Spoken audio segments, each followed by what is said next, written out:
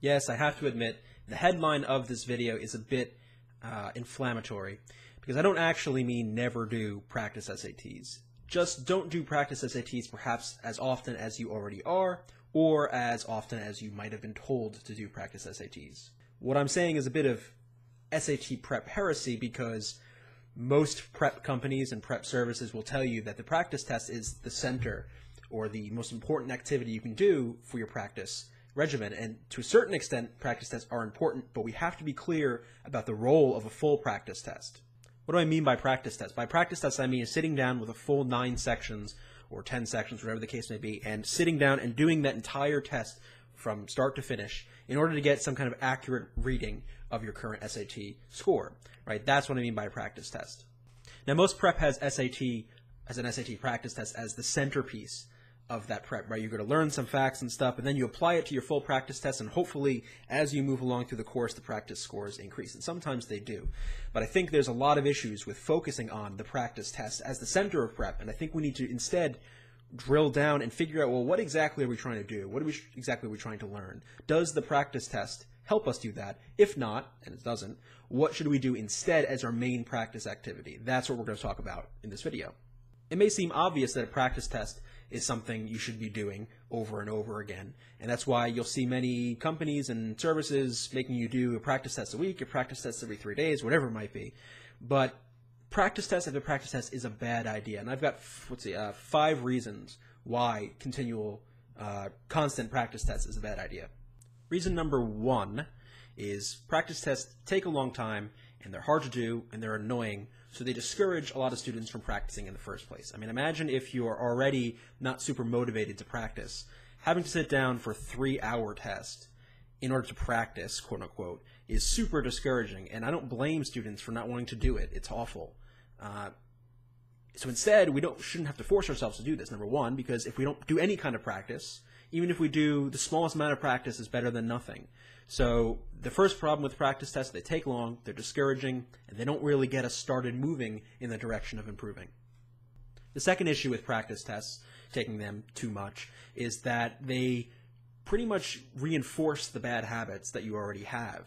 Right? All you're doing, if you're taking a practice test after a practice test, is reinforcing those bad habits, is doing what you've done again and again and again anyway. So the issue is, what are you really learning besides doing the same things you've already done 1,000 times already?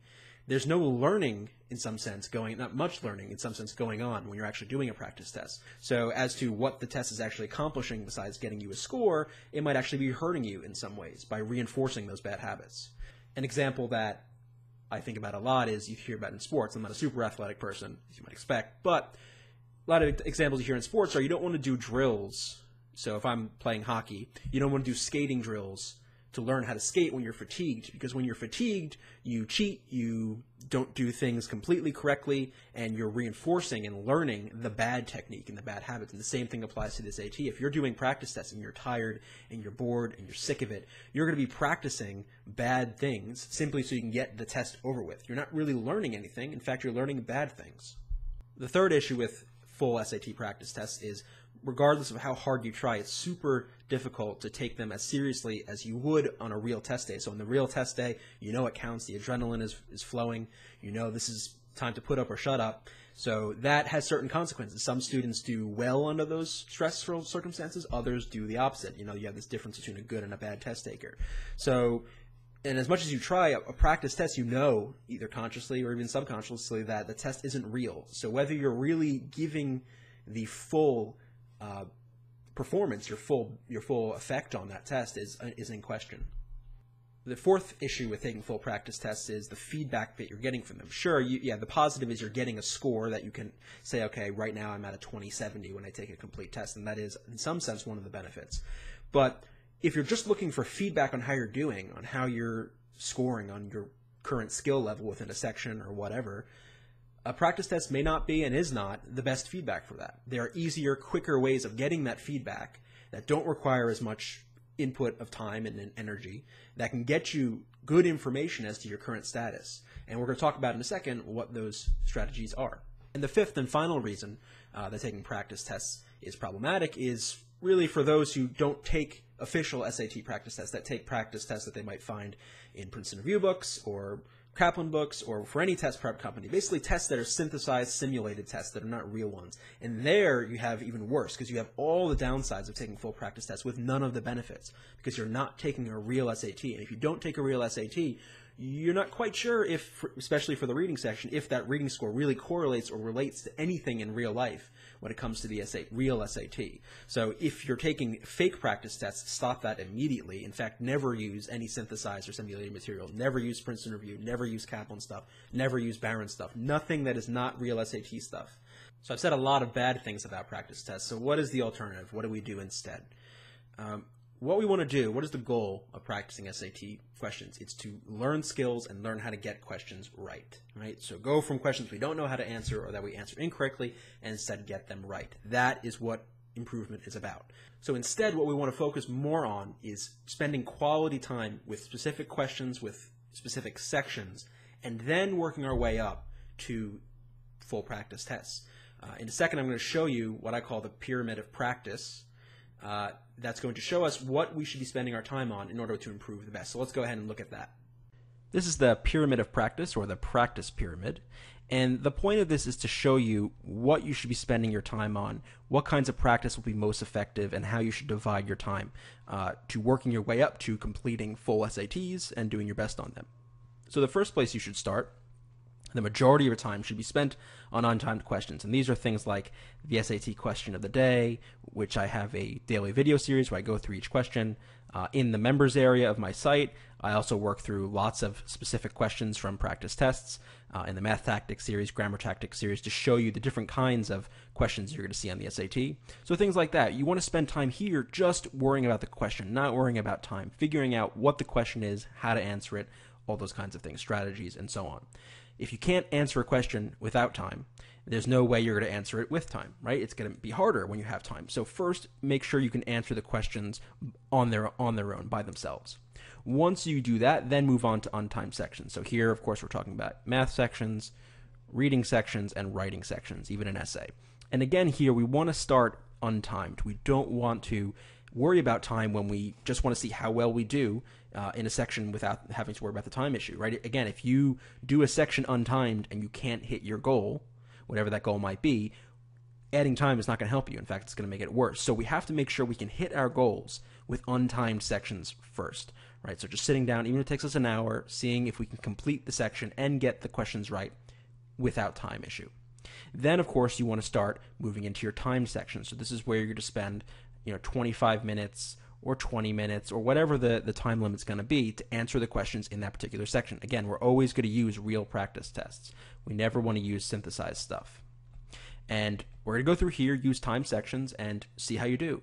Now, the progress tracker, which I'm going to show you at the end of this video, this is where you're going to log in how well you did on each section so you can keep track. Okay, how am I doing? And the point of this is as follows. So let's say you want a 700 on a section. Let's say you do a untimed section and you hit 700, and you do a time section, and then with the time added in, you're down to a 600. So what does this show you? It shows you that you still, even with the time added in, you still can't reach your goals. So doing full practice tests is not useful right now, because if you do a full practice test, having to do 10 sections is not going to help you suddenly go from a 600 to a 700. You need to be able to score your goal within a single isolated timed section before you can even start worrying about practice tests.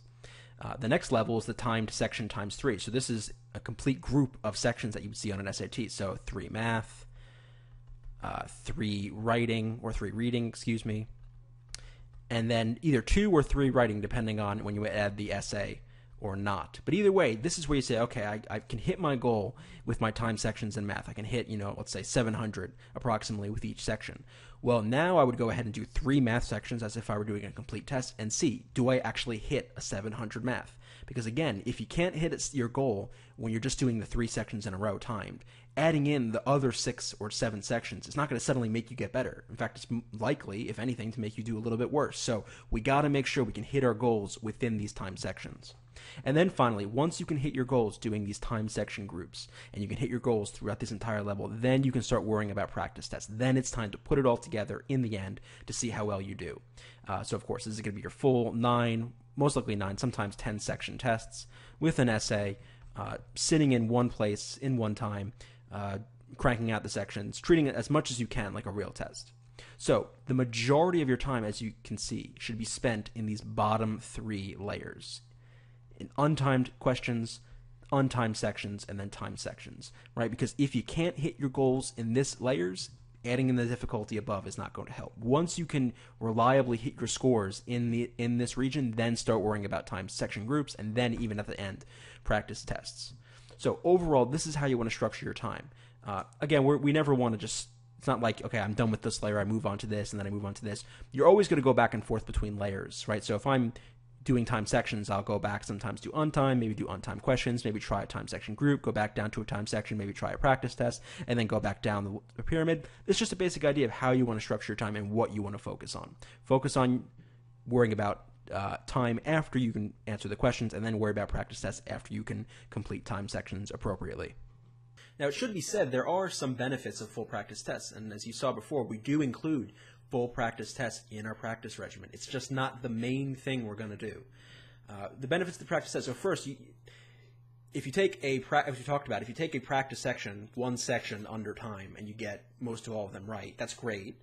But on test day, if you've taken 8 sections already and then you work on that section, there's fatigue to deal with, there's boredom, there's all these other things that might affect that score. So whereas maybe you would have gotten a 700 normally, maybe under that time pressure and that fatigue, you would get a 650, right? So we do have to take into account you're going to be sitting in a chair for 3 hours and 45 minutes, taking a bunch of these sections in a row. So we do need to know how that affects your score. The second benefit of full practice tests is to learn how to deal with fatigue, to gain the stamina you'll need to sit in that chair for 3 hours and 45 minutes. So just like we need to know how our score is affected by it, we need to improve our ability to withstand that constant barrage of questions for over 3 hours. So though there are benefits to full practice tests, we do, as you saw in the pyramid discussion, want to focus most of our time on untimed questions, untimed sections, and timed sections, because that is where we're going to get the most improvement in our skills. So we're using full practice tests as a way to sample or identify our current overall score level. It is not the main method to practice. It is not how we should spend most of our time. So what I want to show you now is what I call the progress tracker. You can find it on my website. There'll be a link in the description of this video. And this is what we're going to use to help us keep track of how we're doing in each section and as we practice and improve. So we can track, okay, I've started from getting, say, 12 raw points in this math, and by 2 months of practice, I'm getting 16 and 17 raw points consistently. And that shows improvement in the way that saying going from a 600 to a 700 does. But you don't have to do as much constant practice test to get that information, right? If you go from a 12 to a 17, that's a lot of information, and you don't need to really have learned, you don't really have to have done full practice tests to get that information. So let's take a look at that progress tracker. So here's the progress tracker, which you can download in the link I provided below. You can either get it as a PDF or as an Excel spreadsheet if you like to keep track of your stuff by paper or on the computer, either way. And basically what you want to do with this is use this to keep track of your progress when you take untimed or timed sections or section groups, because we're going to use this to figure out where we're at when we are taking those sections. Approximately what score level are we at? So you can see, let's just pretend I've taken a math untimed section. So this is how I'd use it. So math untimed. I would enter in math, and in the notes I might just note it was untimed, but you can use this however you like. That's just how I would use it. Then I put the number of right. So let's say it was a 20 question section. So let's say I got 14 right, I got 2 wrong. Actually, let's make that 4 wrong and 2 omits. What I need to do now is get the raw score. So if you actually go to the bottom of the sheet, I show you how to calculate the wrong score, and there's some instructions down here. So basically, you take your right and you subtract 1/4 times the number of wrong. So 1/4 times my wrong is 1, so 14 minus 1 is 13. So here's my raw score. I take that and I look at the math section, so which is 20 questions, and I look for where I'm at. So a 13 is a little bit below a 14, which means that performance on that section is a little bit below a 600. So you're looking at, who knows, a 575, 80, something like that, with that particular section. So now I know if I'm shooting for, say, a 650 in the math, if I perform this way consistently, I'm not quite where I need to be. I don't need to do a practice test to figure this out.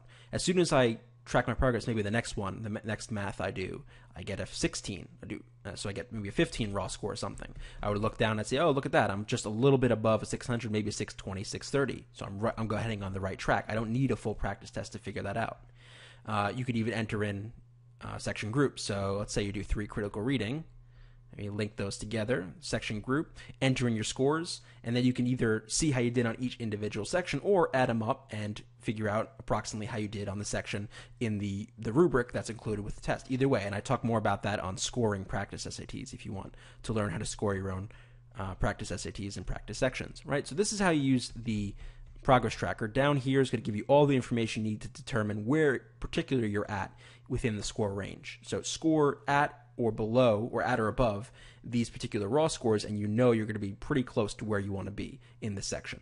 So that's it for this video on why not to take practice tests all the time and what to do instead. If you have any questions, let me know. Leave comments or questions in the video below. And for more information, check out my website, reasonprep.com, link in the description. Find out more about the members area. You can also check out my channel. It's got plenty of other videos, and I'll talk to you soon.